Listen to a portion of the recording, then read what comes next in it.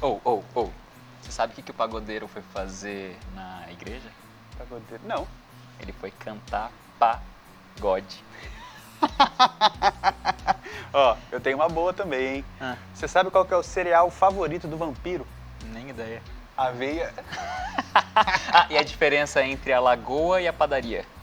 Não conheço. Na lagoa há sapinho, na padaria assa pão. Ó, eu lembrei de outra também. Ah. Acho que essa você vai gostar. Você sabe qual que é a relação entre vinho e bicicleta? Então você vai ter que assistir o Tá Ligado de hoje pra descobrir. É piada isso? Nossa, sem graça. Essa foi boa, hein?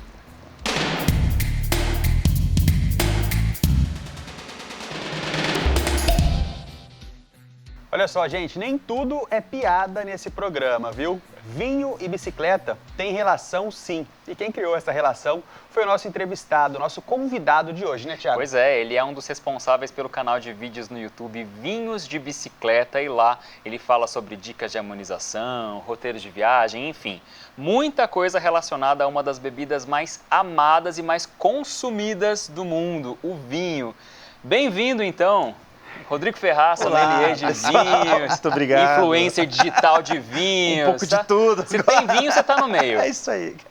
Obrigado pelo convite, estou muito feliz de estar aqui, podendo conversar um pouquinho dessa cultura com vocês, que é uma cultura, como vocês disseram, né, que se consome muito no mundo todo, mas Sim. aqui no Brasil ainda está engatinhando. Você falou, nos bastidores a gente estava conversando sobre isso, atualmente o Brasil ainda não é um dos grandes consumidores de vinho do mundo. Não, né? mas você sabe que assim, o mundo está de olho, né, no Brasil, e tem um motivo para isso, né? Porque quando a gente fala de Europa, os mercados já são muito amadurecidos. Não tem muito para onde o consumo do vinho expandir. Sim. Na verdade, o que está acontecendo lá em Inglaterra, até França, é que em alguns anos ele tem queda de consumo, porque também eles já consomem muito vinho há muitos anos. O Brasil, pelo contrário, tem uma população enorme, né, gigantesca, e a gente não consome quase nada de vinho ainda. Nosso per capita é muito baixo, né? Mesmo com a proximidade de países grandes produtores, por exemplo, Argentina, Chile, estão aqui do nosso lado, produzem, são conhecidos mundo afora, e o Brasil ali do ladinho ainda não conseguiu entrar nessa onda. Ainda, né? Lógico que a gente tem crescido esse mercado exponencialmente. A pandemia, né? Durante a pandemia, parece que o vinho foi eleito como uma bebida de conforto aí para quem estava em casa, né? Então teve um salto realmente na questão de consumo per capita de vinho durante a pandemia, mas mesmo com a proximidade, né, com esses outros países que, por sinal, consomem muito mais que nós, Sim, per capita, né, a gente ainda tem alguns entraves, né? A nossa cultura ainda está nascendo, porque ela durante muito tempo foi muito elitizada. Era uma bebida que não se tinha acesso por questões de preço, tributação. Teve também a questão de a cerveja ser a bebida nacional, né? E aí o vinho sempre ficou em segundo plano. Só que agora a gente tem ganhado força, né? Sim. Agora, o vinho de mesa, para vocês terem ideia, que tem a diferença, né? Vinho fino e vinho de mesa. O vinho de mesa ainda é mais forte no país, né? Tem um consumo mais generalizado, vamos dizer assim, no país, do que o vinho fino. Que diferença que é essa? Então, bom, porque Vamos era a lá. minha próxima pergunta, porque eu realmente... Já, Claro. curioso. Na verdade, a diferença é a matéria-prima, tá? É a uva mesmo. Porque se a gente for dividir, vamos pegar assim, genericamente falando, tem duas espécies bem marcadas de uva, a europeia e a americana, tá? A uva europeia, que é a Vitis vinifera, ela tem um perfil muito dela, que ela é menorzinha, não é essa uva que a gente encontra para consumo in natura no mercado, tá? Eu compro na feira, não Não é. A gente não vai lá comprar Malbec, Cabernet Sauvignon na feira. Ela é mais voltada para a vinificação mesmo, né? O bago é menorzinho, é uma uva bem pequenininha. Quando é tinta, a casca é bem escura, bem grossa, bem cheia de tanino, e talvez seja esse o problema do consumo in natura dessas uvas, né? Que aí esse excesso de tanino é o que causa a sensação de adstringência, de banana verde, sabe? Que faz, Sim. Amarra a né? boca. Amarra um pouquinho, A uva tem isso, a uva Vitis vinifera europeia, e ela tem maior concentração de açúcar, tá, galera? Que é o que o pessoal confunde normalmente, tá? Ela tem maior concentração de açúcar e é por isso que depois da fermentação alcoólica, né, para se fazer vinho, esse açúcar acaba se tornando álcool, e é por isso que o vinho fino geralmente está lá na casa dos 13, 14% de teor alcoólico. É o açúcar da uva transformado em álcool, né? A uva de mesa, por outro lado, ela tem menor concentração de açúcares, né, no miolo. Ela é maior, o bago da uva de mesa é maior, então os açúcares e os nutrientes estão mais diluídos ali dentro, né, daquela uva maior. E a casca não é tão grossa e nem tão cheia de tanino. É a uva que a gente conhece aí para consumir natura, uva Isabel, uva Niágara, né? As mais comuns. As mais comuns. Essas uvas foram durante muito tempo vinificadas aqui no país e para se fazer vinho, né? Principalmente porque elas são mais resistentes. O cara manja muito, dá pra ver, né? Se deixar, a gente vai, 30 minutos vão ser pouco aqui pra gente. Mas essa é a diferença. Mas eu quero falar um pouco do seu trabalho na internet. Vinhos de bicicleta. E a gente tem algumas fotos aqui também pra gente mostrando enquanto a gente conversa. Olha só. Falando da sua paixão por vinhos. Isso é lá no Como é que sul. surgiu esse nome, cara? Vinhos de bicicleta, qual que é a relação? Foi o que inspirou, na verdade, né? Eu era publicitário, sou publicitário formado lá em São Paulo, trabalhei durante muitos anos em agências de publicidade lá em São Paulo. E aí em 2012 eu fui para Mendoza como hobby mesmo, né? Hobby, gostava de vinho e tal. Vinho era diversão, né? Era para os momentos... A publicidade me dava um estresse, o vinho me deixava mais tranquilo. E aí eu fui para Mendoza, aluguei sem pretensão, tá, gente? Aluguei uma bicicleta antiga lá, eu fui com uma ex-namorada minha e tinha um casal de canadenses hospedado na mesma pousada que a gente alugou 4 bicicletas velhas lá e saiu pedalando pelas vinícolas de Mendoza, lá em Luján de Cuyo, né, que é uma cidadezinha. Passeio comum ou foi uma... Hoje é, tá? Agora, na época não era muito não. Agora sim. E aí eu fui pelas vinícolas, degustando vinhos e tal, e andando de bicicleta, e aquilo lá me cativou. Eu já gostava de vinho, já estudava sobre vinho. Eu falei, poxa, eu não estou tão feliz assim com o mercado publicitário em São Paulo e tal. Então, tá aí uma inspiração para trabalhar com algo que eu amo. Que você gosta. E esse passeio de bicicleta foi o que me levou a trabalhar com vinho, por isso vinhos de bicicleta. A gente separou um pedacinho, né, de um vídeo do canal dele pra gente assistir. Olá, seja bem-vindo ao canal Vinhos de Bicicleta. Eu sou o sommelier Rodrigo Ferraz e hoje eu vou compartilhar com você as experiências que eu vivi na minha última viagem para o Chile. E te digo uma coisa, foi inesquecível. Vem comigo. Tinha nessa degustação também um recém-lançado vinho rosé da Vic. A garrafa é maravilhosa e a base também era Cabernet Sauvignon. Eu tô falando isso tudo, né? Tô dando destaque para essa uva porque, de fato, a própria vinícola destaca essa uva nos seus vinhos. Nossa, bom. Rodrigo, eu gosto de vinho e eu queria saber mais a respeito, mas eu te vejo falando, eu vejo que está muito longe do meu vocabulário. Que isso, cara? Cabernet Sauvignon, eu sempre quis. Eu passo lá na prateleira do meu mercado preferido, eu olho... Sempre quis. Não sei. Muito bom.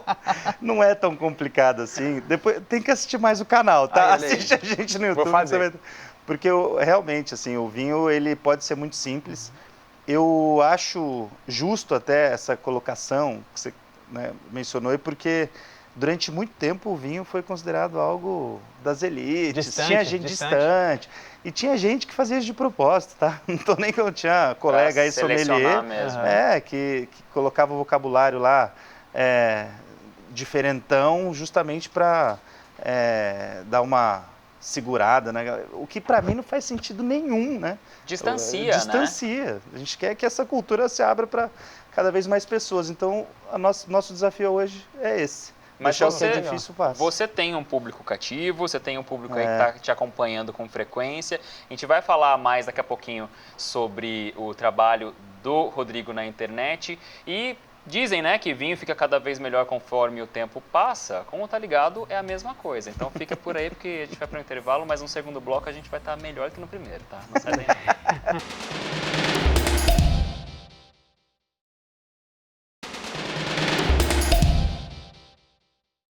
Olha só, o humor refinado do Tá Ligado harmoniza muito bem com vinhos e bicicletas. E o programa de hoje é prova disso, né, Thiago? Pois é, hoje a gente está trocando uma ideia com o Rodrigo Ferraz, sommelier de vinhos, um dos responsáveis por um dos canais maiores, acho que o maior, né, Rodrigo, da América Latina, que é o Vinhos de Bicicleta, por isso que a gente sempre faz essa brincadeira de trocadilho. Inclusive, teu canal é tão conhecido que gente bem famosa já passou por lá. Vamos ver aqui no nosso telão. Isso aí. Porque eu tô com um convidado aqui que dispensa apresentações. É ele, o caro homem, Galvão Bueno. O vinho entrou na minha vida muito em função do meu trabalho na televisão. Toda mesa tem uma garrafa de vinho, toda mesa tem uma taça de vinho. Claro. É possível que esses europeus todos estão errados. Naquela época, as coisas eram muito mais na Europa, o calendário era muito mais na Europa, mas mesmo assim tinha Argentina, tinha África do Sul. E é vinho, né? Então, Essa cara, entrevista foi uma entrevista longa, né? Mas Histórica. como é que foi isso? Olha, foi muito legal. O Galvão trabalha com vinho, né, gente? Ele agora é influencer digital, de vinho. né? De vinho também.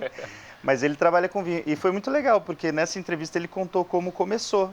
Ele foi transmitir uma Copa do Mundo na Europa e olhava nas mesas em volta, assim, os europeus todos tomando vinho na hora do almoço, e que é comum, né, hábito da cultura do europeu. E ele falou, pô, Arnaldo, eles não devem estar errados, né? Alguma coisa tem aí. Aí isso começou a despertar nele.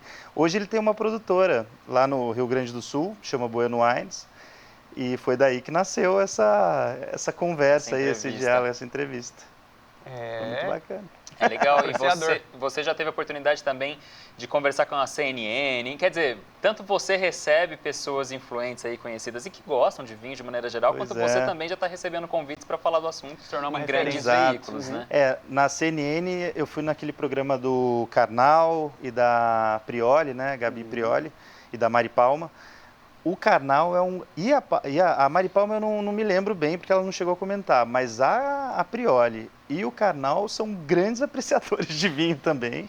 O Karnal, ele até sentou do meu lado, e aí, quando tinha eles iam para o intervalo e tal, né, tinha uma sobrinha, ele vinha com uma pergunta de vinho sempre. Não, Rodrigo. Em off, o famoso em off.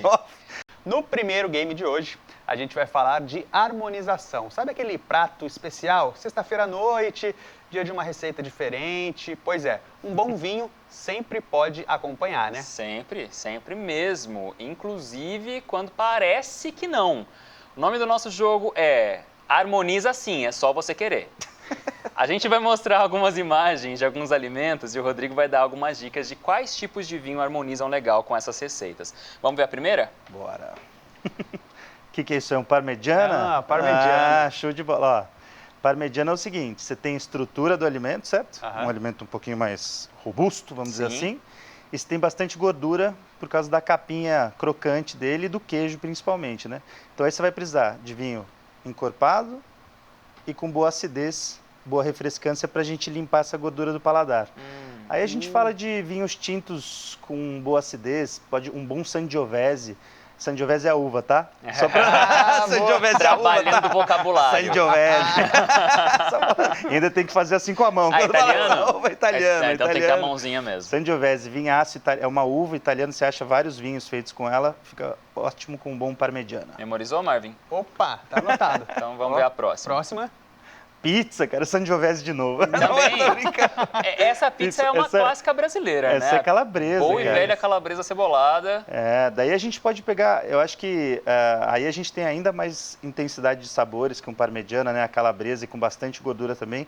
A gente pode pegar um vinho um pouquinho mais estruturado até que um Sangiovese.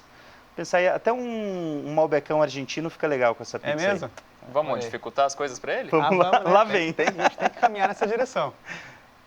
O que é isso Olha. aí, galera? Isso eu Olha só, mentira. eu vou deixar Que o Marvin Pinho explicar, porque isso aí nem eu sabia o que era. Não, Ele isso que aqui, selecionou essa iguaria. Olha só, isso aqui o Thiago serviu pra gente a última vez que a gente Meu foi na Deus. casa dele. Rodrigo, o que é? É um Doritos, que a pessoa tá incrementando o Doritos ali com arroz e um feijãozinho preto. Cara, essa aí é meio difícil, mas vamos lá, tem vinho pra isso. Eu pegaria um vinho branco, cara, porque vinho branco ele é muito coringa, muito versátil. Então você pega um vinho de Sauvignon Blanc, Sauvignon Blanc é uva também, essa é francesa. Ou de Viura espanhola, são vinhos muito versáteis também, né, gastronomicamente falando, boa acidez para limpar Essa bagunça de sabores. Aham. Só que não é um prato tão pesado como parmegiana ou como a pizza, Sim. né? Então um vinho mais leve, um vinho branco aí. Tô um curioso Sauvignon para Blanc. saber o que era aquilo atrás ali, ó. Parece que é um chocolate, alguma coisa ali de uma embalagem ainda. que Quer era- dizer, ainda tem a sobremesa, né? É, essa aí ficaria mais difícil. Vamos pro último, que Culinária também italiana. é uma iguaria. Olha só. Isso não é Macarronada simplesmente uma lasanha. Isso é uma lasanha de macarrão instantâneo. de miojo. Exatamente. Que também foi o nosso amigo aqui, ó, que separou pra gente. Você que preparou essa? Essa não foi no caso. Essa não foi. Não, isso aí foi um jantar muito especial na casa do Gui, o nosso produtor, tá ligado? Ele que arrumou pra gente. Exatamente. Aí você faz com um bom chateau chapinha, né? Sangue de bois, eu acho que esses... Sangue de boa é ótimo, clássico. Ou você pega, você esquece o vinho e vai pra aquela cachaça bem pequenininha, redondinha, sabe? Custa R$2, só aquilo lá pra você aguentar isso aí. e Eu descer acho de que uma combina, vez. fica no mesmo nível. Já era. Mas temos um vinho aqui. É claro, eu já vou usar todo o meu repertório. Então manda pra aquela Olha câmera só, ali, ó. essa aqui, com tudo que o Rodrigo tá ensinando pra gente, olha só. Já vou pegar a taça. Mas ó, você tá pegando errado. pegando Tô pegando Ah, errado, mas mas tem é que pegar porque... na- é Pega toda certo, tremedeira. pega aí embaixo, cara. Aqui assim? Mas tem um motivo, No viu? copi- Pode ser no na corpinho haste dela. mesmo. Aqui, Na haste, assim. aí é só para não esquentar seu vinho. Porque se você pega pelo bojo dela, o calor da tua mão esquenta o vinho. Esquenta. Então, E esse é charme só do por isso. dedinho levantado Ah também. lá, que eu não ah lá. Isso aí. Então é você, seu vinho e seu dedinho levantado para aquela câmera ali. Olha só. Sentiu o cheiro. Ó, esse aqui, eu acho que ele harmoniza com o terceiro bloco. Na verdade, harmoniza com o intervalo. E ele tem notas de terceiro bloco. Vamos para mais um intervalo aqui no Tá Ligado, gente. Isso é bom.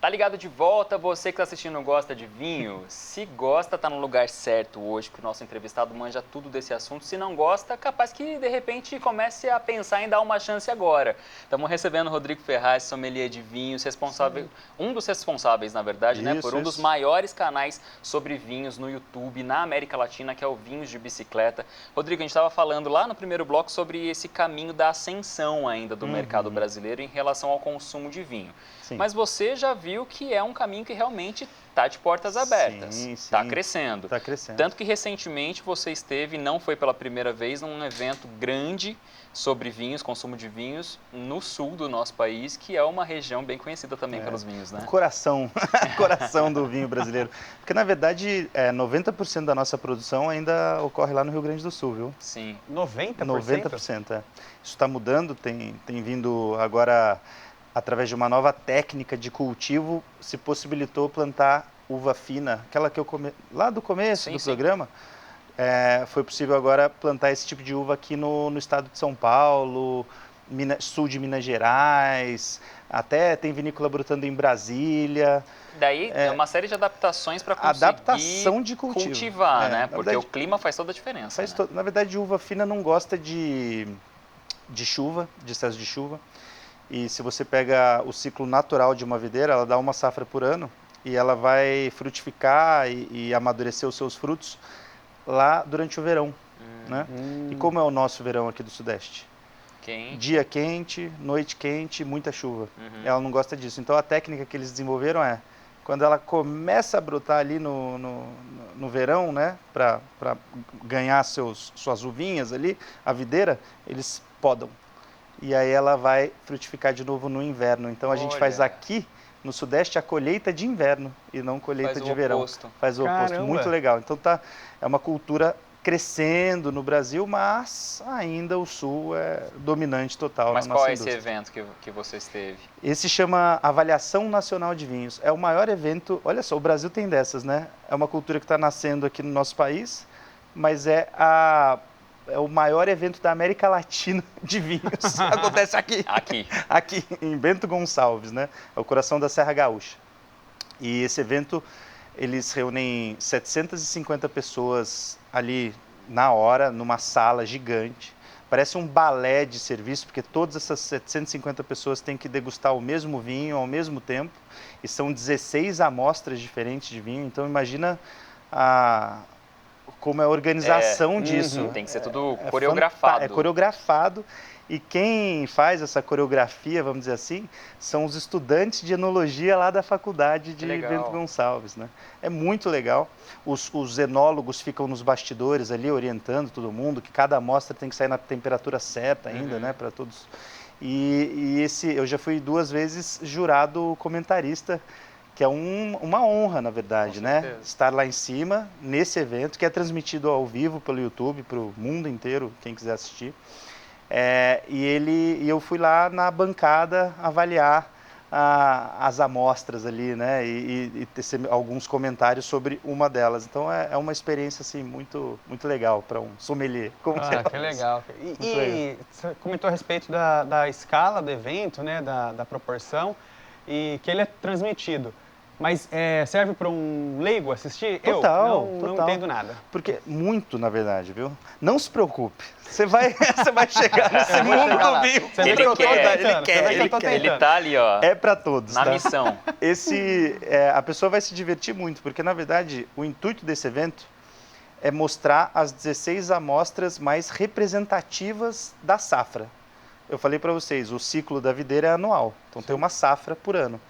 Por isso que vem lá normalmente indicado na garrafa, né? O ano é o ano da colheita, da safra, né? O que vem aquele ano indicado no rótulo do vinho, né?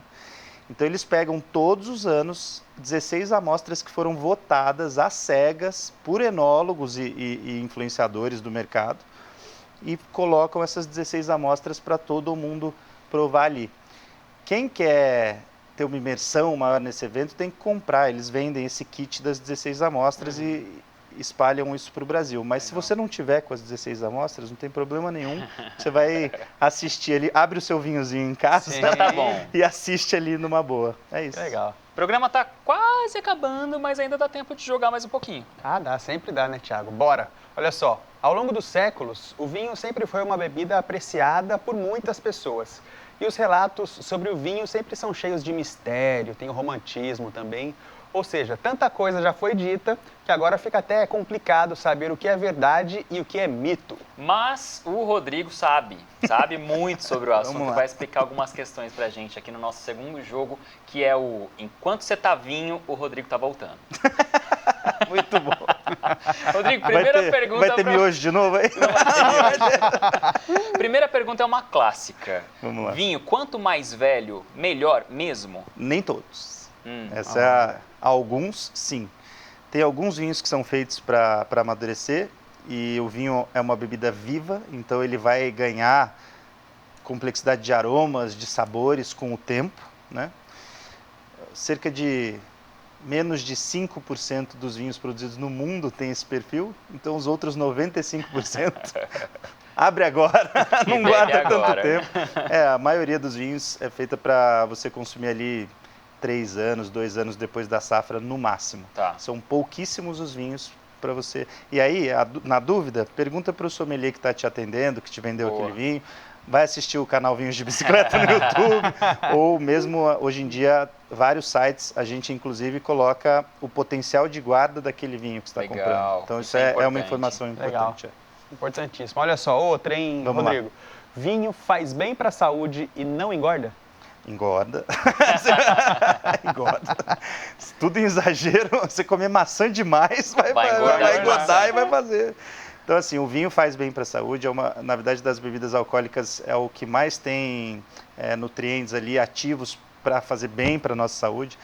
Atesto isso porque fui agora fazer exame e o meu médico falou, olha, seu coração tá ótimo. Porque o vinho é rico em antioxidantes, resveratrol e tal. Só que sim, né, gente, álcool é calórico, tem açúcar, o vinho, né, e açúcar às vezes natural, do fruto mesmo. Então, fale com seu médico, veja se ele libera, e nada em excesso faz bem. Então, com moderação, muito interessante. Aquele papo de uma tacinha por dia. 1, 2 por dia, é esse o papo correto. Mais uma pergunta, então. Vinho depois de aberto, ele pode ser guardado ou tem que consumir ali no ato? O ideal é que você consuma a garrafa inteira logo que abriu, né? Porque o que vai acontecer? Seu vinho que você comprou, bacana e tal, vai se transformar gradativamente num vinagre. Né? Ele vai oxidar. A presença de oxigênio ali dentro vai transformando aos poucos o vinho em um belo vinagre. Você vai Sim. poder usar na salada. É, Tranquilo, a mas melhor vai das ser... hipóteses, né? mas Não vai vai ser pro um ralo, vinagre. vai pra alface. Eu faço isso, viu? Quando às vezes o vinho não está muito legal ou a gente deixou muito tempo lá, ele vira Vinagre. tempero. É. Mas ele continua tendo álcool na composição. Continua, né? Ele vai perdendo com o tempo, o álcool vai volatilizando, mas continua tendo. Porque tem aquilo, vou usar o vinho numa determinada receita, o álcool vai evaporar. Não é bem por aí, né? Se você colocar numa panela fervendo e tal, aquele vai evaporar quase todo. Agora, se colocar direto na salada, não, o álcool tá ali. Tá ali. Então é isso. Rodrigo, última pergunta mais importante de todas. Tem uma taça aqui do seu lado, quero que Vamos você lá. pegue, cheire, avalie e descubra que vinho tem aí dentro. Belíssimo tangue. Não é tangue. isso, galera, não é Esse tangue, é um vinho de suco de É uva um vinho de integral. suco de uva integral. A gente percebe isso. Muito obrigado, cara, por ter Valeu, aceito o nosso brigadão. convite. Vambora? Vambora, vamos nessa. Gente, muito obrigado por hoje e tá ligado, volta na semana que vem e na outra, envelhecendo como vinho. Vinho que envelhece bem, hein? Saúde. Até a próxima. Valeu.